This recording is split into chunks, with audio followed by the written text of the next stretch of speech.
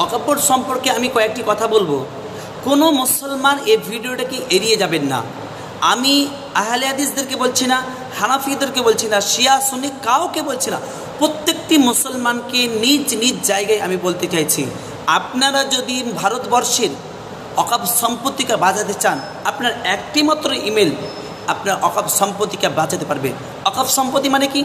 যেই সমস্ত সম্পত্তিগুলো, যেই সমস্ত জমি জায়গাগুলো আল্লাহর রাস্তায় দান করে দেওয়া হয়েছে। যেমনভাবে ভারতবর্ষে যদি আমরা দেখি, তাহলে লালকেল্লা, তাজমহল, আরও যেমনভাবে রয়েছে হাজারদুয়ারি, আরও আমরা আদার্স জানি, পশ্চিমবঙ্গ ছাড়া আরও আদার্স জায়গায়, বিভিন্ন জায়গায় অকাপ সম্পত্তি অগাধ রয়েছে।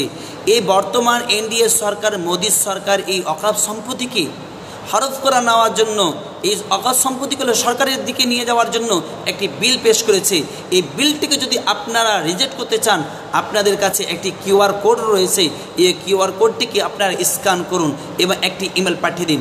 আর যদি কিউআর কোড দিয়ে না করেন, তাহলে আপনাদের কাছে একটি লিঙ্ক রয়েছে নিচে, এই লিঙ্কে আপনারা ক্লিক করুন, আপনাদের নামটা লিখুন এবং সুপ্রিম কোর্টের কাছে এই বিলের বিরুদ্ধে একটি আপনি ইমেল করুন।